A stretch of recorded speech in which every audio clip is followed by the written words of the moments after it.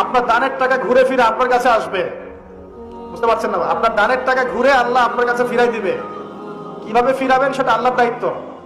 আমি কি বুঝাবো কিভাবে ফিরাবেন? বুঝবেন, একটু বোঝার চেষ্টা করবেন। অর্থনীতি কিন্তু কঠিন, সহজ করে বোঝানোও কঠিন, সবাই সহজ করে বোঝাতেও পারবে না। আমি একটা পয়েন্ট খালি বুঝাই আপনাদেরকে, বোঝেন, চেষ্টা করেন। মনে করেন আপনাদেরকে অর্থনীতি বুঝাই, এগুলো আমাদের সাবজেক্ট ছিল, আর তখন আমরা আসলে অর্থনীতি কিছুই বুঝতাম না। তারপরে যখন কোরআন হাদিস পড়া শুরু করলাম তখন দেখলাম যে ও আচ্ছা, ব্যাপার তো খুব সহজ। সহজ জিনিসটাকে এত কঠিন করা হয় কেন? দেখেন কিরকম। মনে করেন একটা বাজার, আপনাদের বাজার আছে কি?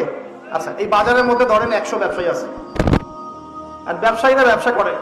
আল্লাহ পাক ব্যবসা হালাল করেছেন না হারাম করেছেন?